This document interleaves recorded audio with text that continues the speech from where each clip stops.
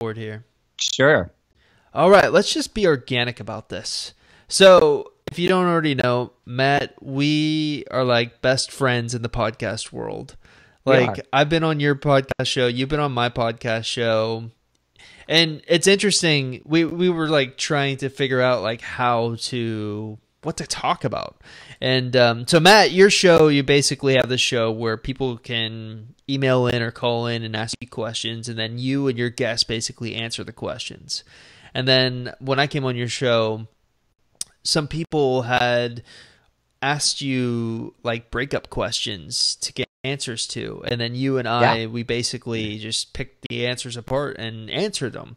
Yep. So we kind of agreed that that's what we would do in this case on my show. So I'm going to put you to the test because I'm not going to answer it all. No, I'm just kidding. You're truly going to be the lone wolf here. Let's see what you got. I can't handle the pressure. No, I'm excited. Thank you for having me again. I honestly do feel I'm not. Yeah, you're the first repeat guest, by the way. Congrats. Oh, look at me. Yeah, I feel number like you're one. a brother from another mother. I mean, you got all the good-looking genes in the family. I'm like, geez, come on. Well, you know, when I get the good-looking, I just like to hog the genes. Like I just want it all. Eugene hog. But yeah, I'm super. I loved having you on. Your episode on my show was one of. I really enjoyed that, and I actually do have to thank you. Funny story: my wife, she listened to that episode on your show, and it was right around Christmas when she listened to it, and so she was like trying to figure out what to get me for Christmas, and she couldn't think of anything until she listened to the show where you were asking me like, what is your perfect day? And I couldn't like really come up with an answer, but then I remembered like, or if you could like relive one day, what would it be? Yeah, well, the question is Groundhog Day. Groundhog Day, right, yeah. Right. And so I had said like, I had told the story about the time that I went with my dad, like hiking in the mountains and everything. And so she listened to that, and then behind my back, she went and sort of set the whole thing up for me to do that again with my dad. So it's actually you that I have to thank. Well, I mean, her too. Obviously, she's did the work, but she listened and she actually did it. So that was that actually made me teary a little bit. Like it was. Did you go on the trip yet? No, it's in April. So and it's crazy. I had gotten my parents like so we're big tennis fans. So I had gotten them tickets to the Miami Open, like really, really good seats. So they're visiting on like the 31st of March or something. And then like literally a week later, I'm going and traveling down there to go hiking with my dad for a week. So it's going to be awesome. But yeah, that's all thanks to your show because I went on your show. So that's awesome. Well, I mean, it's March, whatever. We should just have you on my show again in a month. We'll just like every month just be on each other's shows because we miss each other. And secondly, I give no craps about sports at all. My boyfriend's obsessed with it, except for tennis. I love tennis. Really? Yeah. So I'm a big tennis player. I have a college kid that I hit with who's pretty decent. But yeah, my dad, he used to be a professional, like he would teach people. And so the man is insane at tennis. Like he started teaching me. I think I really picked it up when I was like around 20 years old. I'm 27 now. And so I've been playing for like 7 years and I've gotten quite good. Like I think I may be the best person sort of in the city here. But every time I play my dad, who's over 60 years old, he cleans my clock. 60 years old man, he cleans my clock. And just put this in perspective, just to tell you that I'm not that bad. After not playing tennis for 20 years, he entered a tournament and beat the #1 college kid in the area or something and won the tournament like at 58 years old or something like that. So he's tennis is a lifelong sport. It truly is a lifelong sport. Yep. So but yeah, it's interesting that you say that, but what does this have to do with exes? Well, you need to get a sport immediately. I have to tell you this story because I think it was funny. I wanted to play tennis when I was a kid, but I grew up in like Southern Oklahoma. You play football, baseball, and that's about it. And so but there was a tennis court that they have, but it was asphalt. So like the more you would hit your tennis balls, they would just become black. So like I realized it was terrible. Anyway, I fell in love with it when I was in my 20s actually. So, but I'm like a level 2. I'm like 2.5 on a good day. 4.5, 5.0. Wow. I did play against someone a couple weeks ago who was a 5.0 player. And sometimes if you're not like familiar with the tennis lingo, sometimes there's like these different levels. There's, 2.0 to, 7.0, I think is like the actual top professional level. But sometimes people like, they use tennis as like this huge ego boost. So they'll lie about their ranking. And so this guy was saying, oh yeah, I'm a 5.0. But every time someone says that to me, when I play them, they're not. They're like a 3.5. They're just like in their head think they're great. But this guy was actually a 5.0 player, but I ended up beating him. So I don't know how I did it, but I practiced like a week in advance to playing this guy because I knew, if he was a 5.0 player, then I'd have my work cut out for me. But somehow I pulled it off. But though I think he got tired. Right, so you wore him out. No stamina. That's it. And what does this have to do about exes? Well, you play a sport. Yes. Exes. Anyways, so what I guess we'll do is I have a Facebook group. If you don't know, if you're listening to this, I have a private Facebook group only for people who buy my product, like the premium version of the product. And a lot of people have gotten their exes back through the Facebook group, so that's good. But I'm just going to take questions from there, and we'll see what we can do. So I think that'll be pretty fun. I have one pulled up. This one is from, I don't know. I probably shouldn't say her name. This is from Anonymous number 1, we'll just say. Okay. All right, Matt, I'm going to get your take first, and then I'll jump in when you inevitably fail because awesome. When I fail, yes. When I'm only a 3. I am a 5.0 at answering. You are. The last time we had you on, you were the therapist, right? So I don't know if it always shows, but I do. No, you had really, really great advice. That's why we had you on again to show off your skills. Anyways, this is from Anonymous number 1. He has a close female friend who doesn't respect me or the relationship. She demonstrated it throughout our relationship. Long story. A few months ago, we started keeping our distance from her, but right now, he might start talking to her again since he doesn't have many other friends. I'm terribly worried that she is going to negatively influence him during this time and make it harder for us. So I think what she's saying is, they're broken up right now, and she's worried that her boyfriend is going to talk to this other girl who clearly has a crush on him. So what would you advise her to do? In short, I would say you need to do you, girl. You need to do you. That's good advice. Because to me, if they were in a relationship and together, that's a little different. But they're not. They're broken up. And she needs to do herself. Because that sounded bad. You know what I meant. She needs to be Don't do yourself. Do yourself. Do yourself. That's great too. I'm sex positive. Do your thing. But but she won. Like if she is spending more time cultivating her own self, she's going to be less interested in what he's doing and who he's talking to, and B. I know people have heard this before, and then some people, if you are hearing this again, this is maybe God or the universe or Judy Garland, the Force, whatever you believe.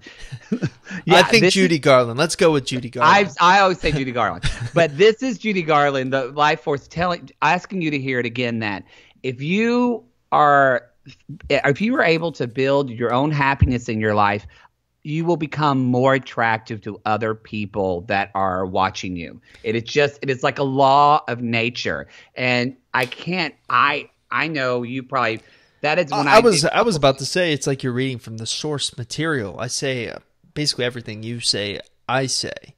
The only thing I would sort of differ on is a lot of people, they focus, especially when they go through a breakup, they focus so much of their energy on their ex over something they absolutely have no control over. Mm-hmm. I always like to tell people, just focus on things that you personally have control over. Mm-hmm. So Seems like you just said the same thing, but like 10 times better with more adjectives than Judy Garland. So, well, brother from another mother. Yeah, right.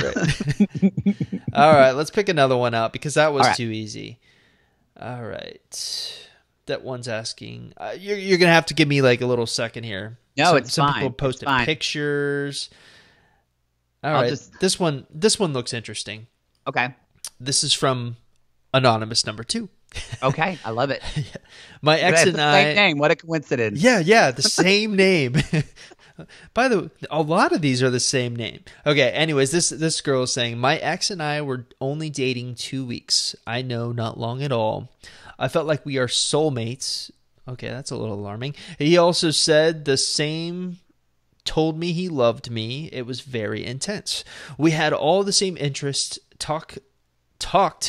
Sorry, this broken English here. Talked on a deep, soulful level. I made a huge mistake in revealing heavy information about my ex. During the conversation, he was very supportive and told me that he is here for me. To my shock, the next day he broke up with me. Is there any hope? Okay. I'm going to let you take this one first. Well, okay. So the first thing is... The first thing that really jumps out to me is... There was a lot in this question, by the way. Can we just say that's why you threw it over to me. All right. The first thing that really jumped out to me was 2 weeks. So oftentimes 2 weeks is not enough to determine a soulmate, I guess. Some people may disagree with me, but generally I don't see it happening.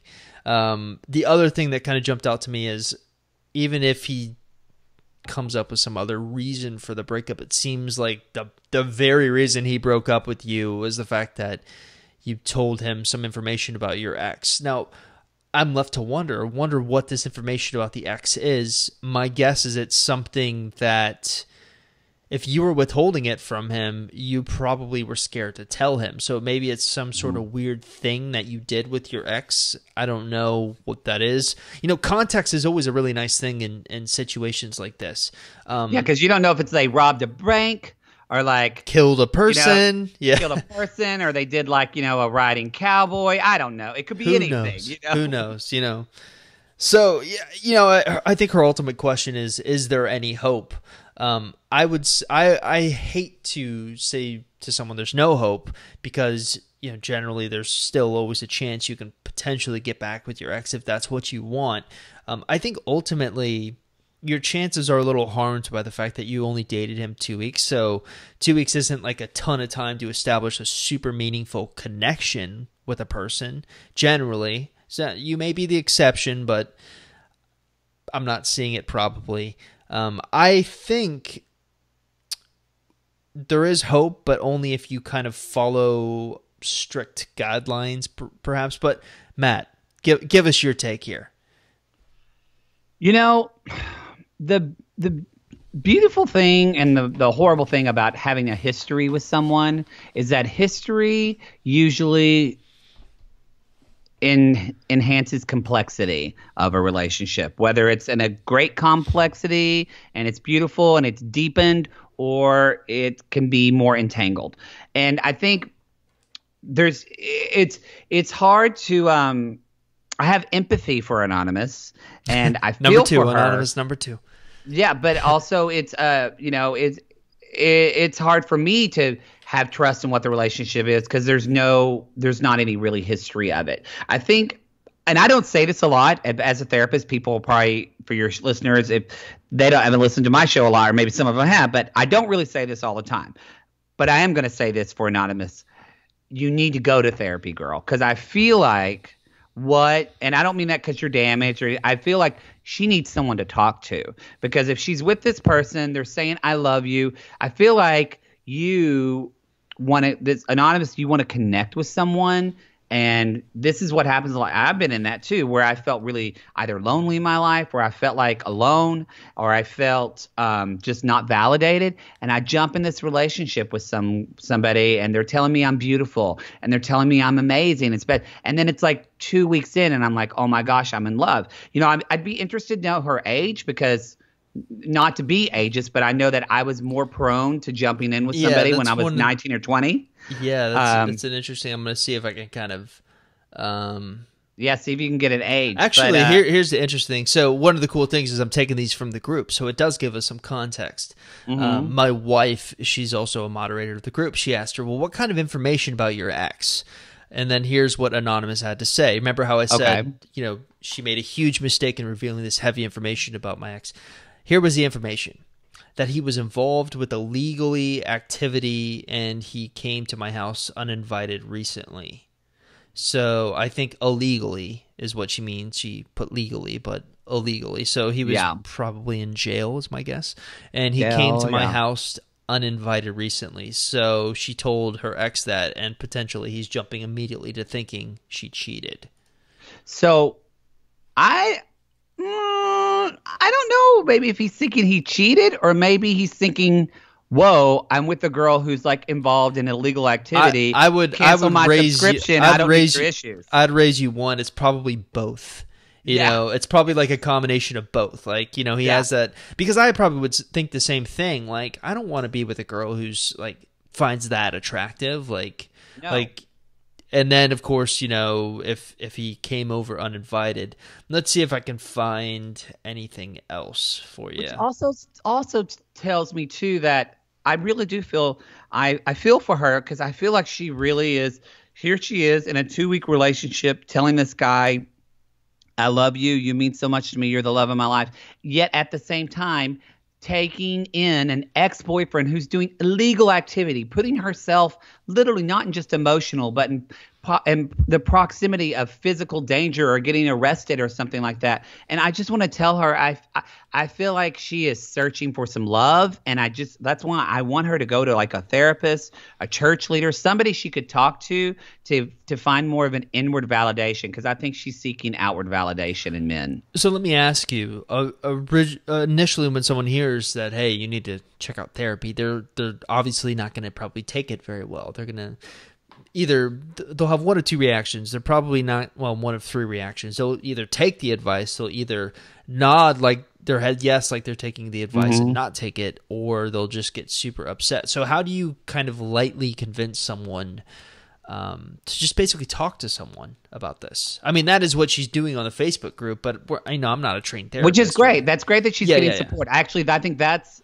one of the best steps she could take, is being part of your group, because this is a positive environment that will support her. And it's not about what I love what you're doing. Yes, it's about helping people get their ex back. But I think people probably would agree with me on this, in that it's not about, you do it in a very self-fulfilling. It's all about, I get what you're saying. It's all about the improvement of oneself as opposed to just trying everything you can to get the ex back, because oftentimes the two don't coincide.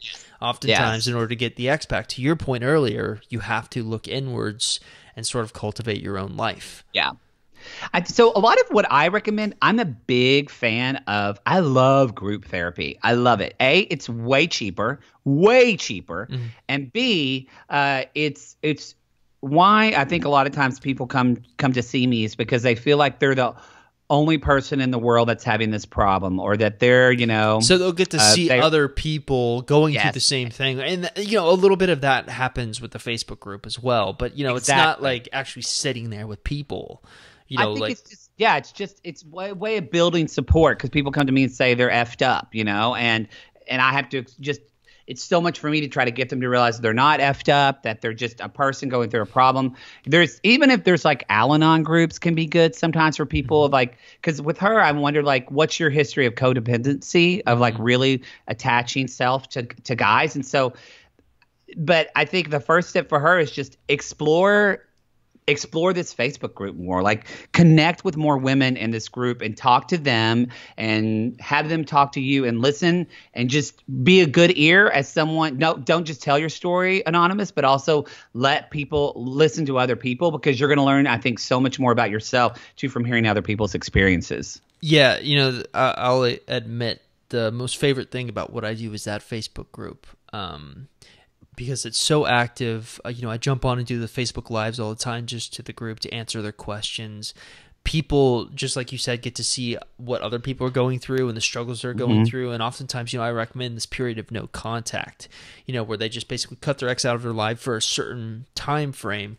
And most of the people fail at that when they try it because, there's so many temptations here and there, but the group really holds people accountable. So more often than not, a lot of people have gotten, and it's really great too because it gives me more success stories. And these people, since they feel like they've built a connection with me, they're more than willing to get onto the podcast and give me kind of like a sort of, I can interview them and sort of pick their situation apart and how they actually got their ex back. So just this week, I think we've had like 3 or 4 people agree to do that alone.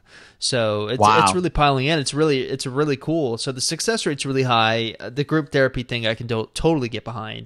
But yeah, let's move on. We can't be tied down to just one situation. Well, good luck, Anonymous. Right. Let's go to Anonymous number 3 now. Oh, wow. So many. If I can find Anonymous number 3. No, that's fine to search. I love this. This is great. All right. Okay. This one is a little bit shorter, but it kind of goes with what we're talking about so far.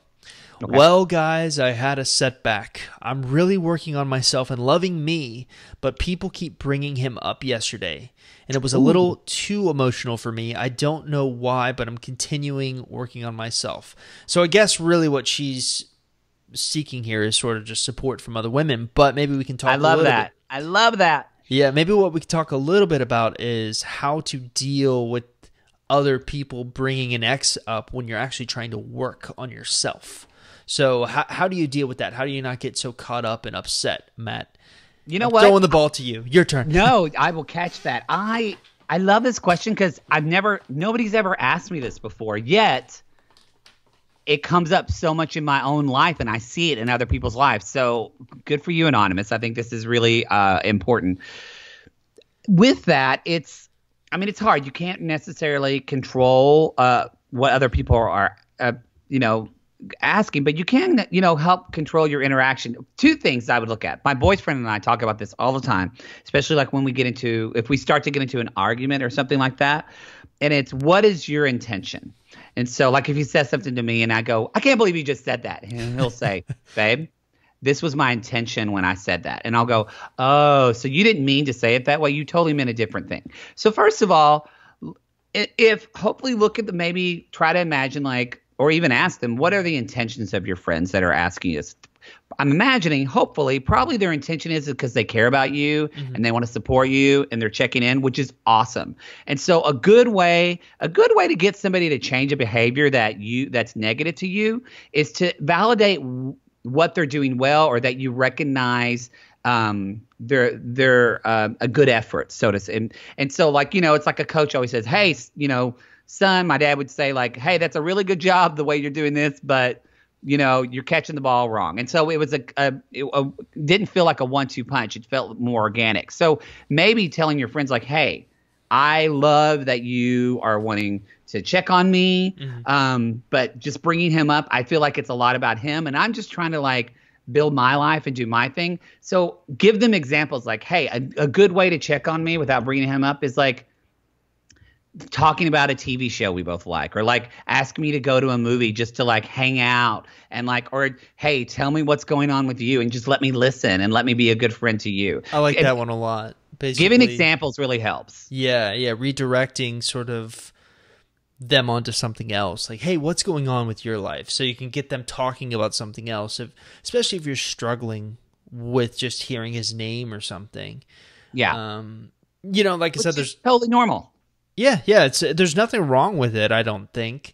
The only thing I will say is a lot of people, like I said, I usually recommend this period of no contact with an ex, and a lot of people will look for any little excuse they can to break it. And so sometimes that makes it a little bit harder to sort of stay in the rhythm of sort of ignoring your ex. Now I have kind of my own question for you, Matt. I'm interested to get your take. One of the things I've been seeing a lot is I recommend this period of no contact to people who love it. I agree. Now, what do you do I want your organic take on it because I've got my answer, but I'm interested to see sort of your style and sort of how you would approach it. What do you do if you are doing this no contact period on your ex and he is reaching out to you saying, like getting a little mad that you're ignoring him and saying something like, "Oh, so now you're ignoring me now." So how do you handle that? The first thing that I would say to is if I'm going to get hippy dippy, but like it's an energy thing. So I really do believe like if somebody's putting negative energy towards you, it's affecting you. You're either absorbing it or you need to repel it or you need to like get rid of it in some way. So to me, my first thing is if your ex-boyfriend is saying you're ignoring me, oh, you're such a B or whatever, and saying those kind of stupid, then your first thing is whoever is your like number one support person, that's the person you need to go talk to immediately and help dispel that negative energy and not engage with him. You don't need to text him back. You don't need to do that. Just take care of you and go to your best friend. Yeah, one of the thing I'll add on to that, I 100% agree with you.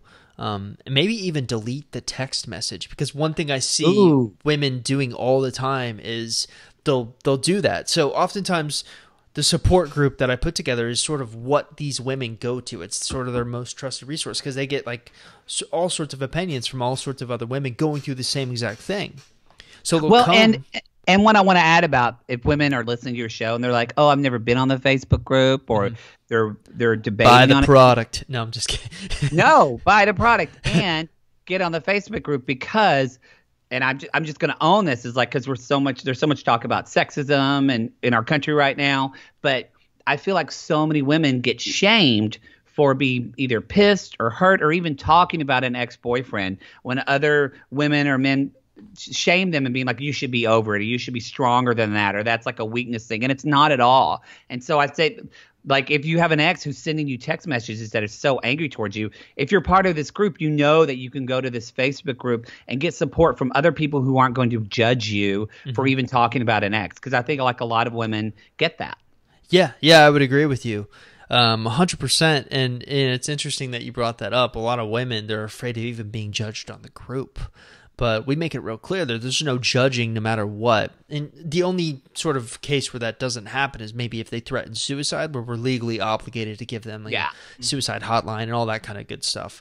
But back to circling back to our original point, one of the things I see a lot of women doing when they get these type of text messages from their exes is they'll come to the group, they'll sort of get women's take on it, and then they'll sort of get some resolution to it. But then after they kind of get away from the group and they're sitting in their own thoughts, they remember the text and they pull the text back up. And then it just kind of creates a circle where it just happens over and over again. So I think even removing the text completely from the equation, so you remove the temptation to even look at it, to kind of put yourself in this endless cycle or circle, is probably a really good way to go.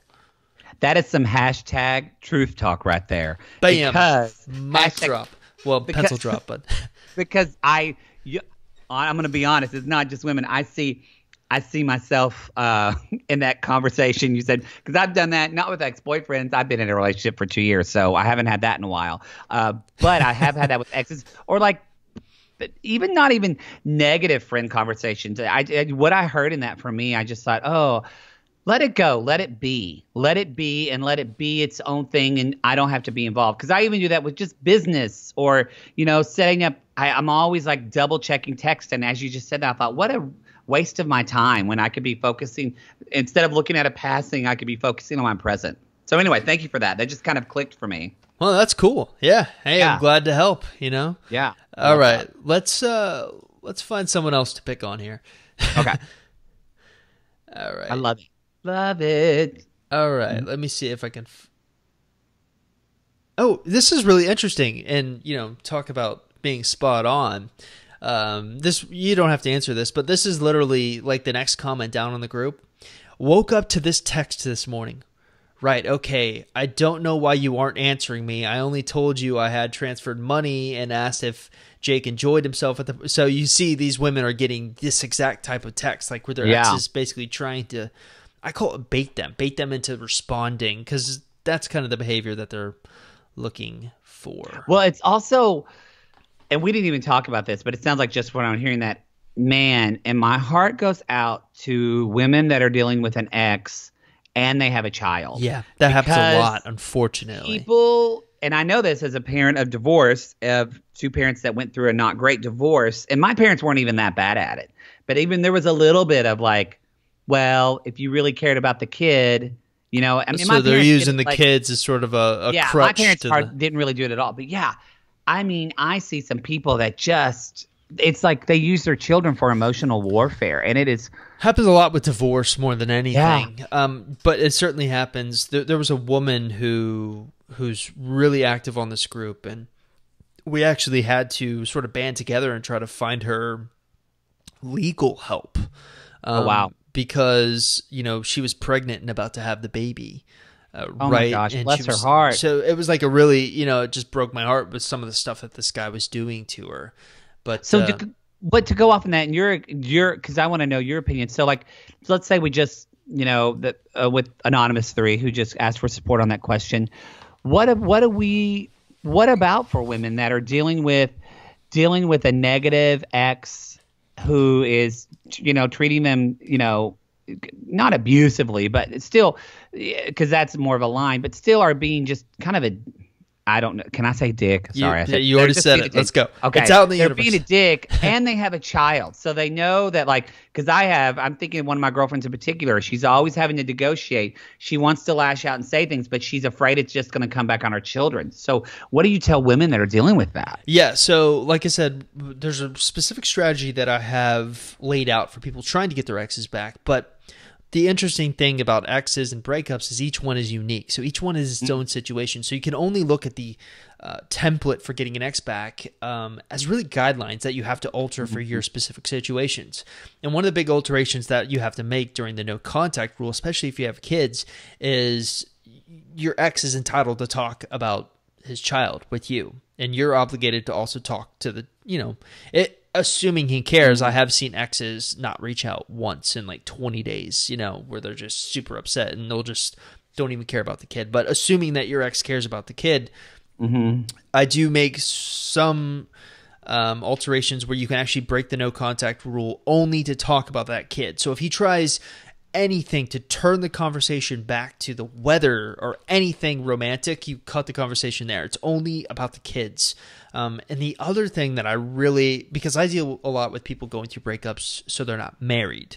So there's nothing legally binding them per se. So one of the things that my wife and I, we've been kind of recently talking about this is people who have children, especially the women, should also consult someone legally to figure out sort of how that's going to work.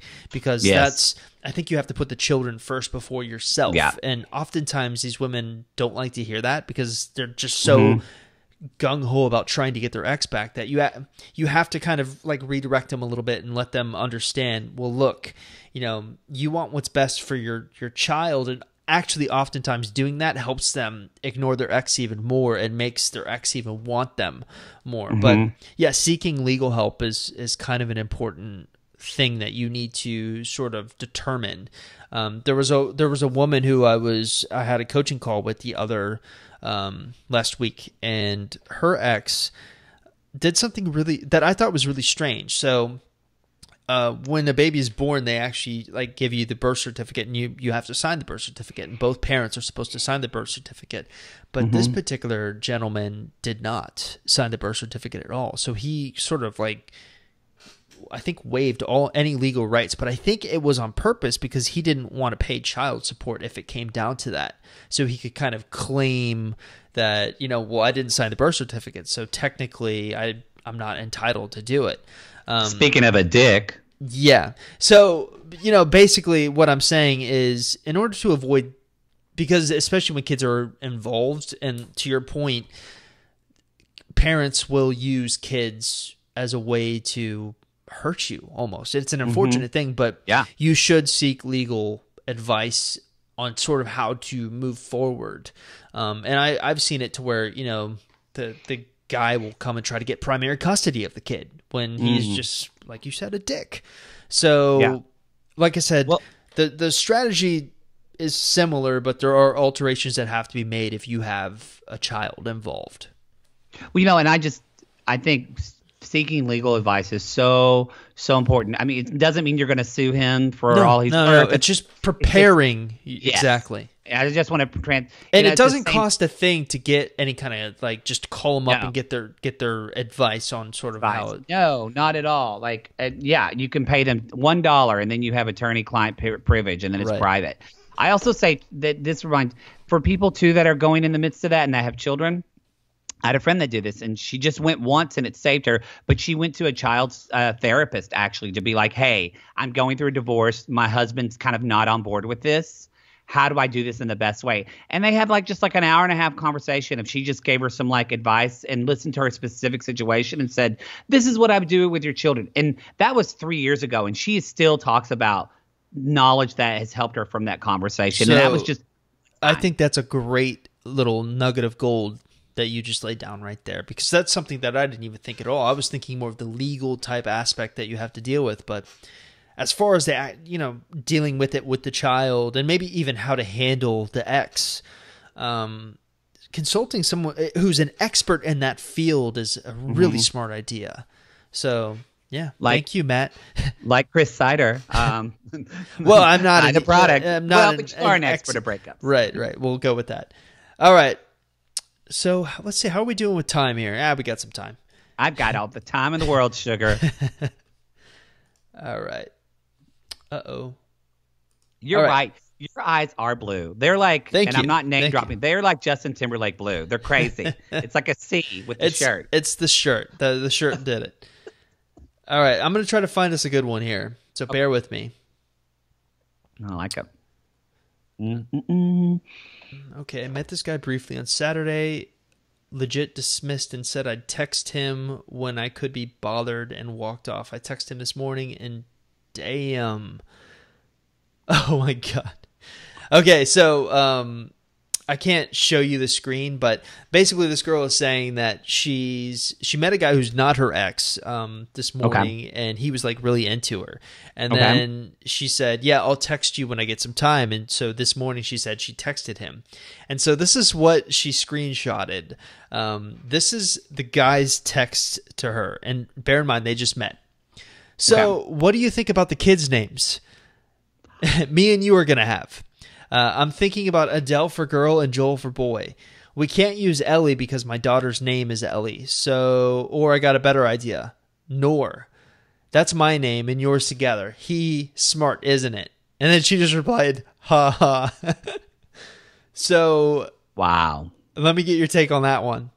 Is that that's a little too fast, right? Well, I have a name for a kid, and it's called Felicia, and it's by Felicia. Leave that girl. Just move on. That's a little creepy.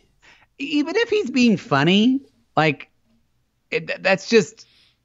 Even if he's being funny, that's just a lot. It's just too much, too soon. I don't get your humor. You're telling me you got a kid, that's fine, but I'm just you are giving me your life right now, and I just wanted a picture, not the whole movie. Well, Matt, what do you think? Well, I wish I had an opinion, but literally my daughter's awake now. So my wife, I literally have to go, unfortunately. Do your life, be a parent. All right, Matt. Parent. Well, it was great. It was great. We actually did almost get 40 minutes in, so that's good. And I'm totally leaving the daughter bit in because it makes me seem authentic and that I'm not just trying to be perfect. But I'm sorry to do this to you early, but unfortunately I gotta go. No.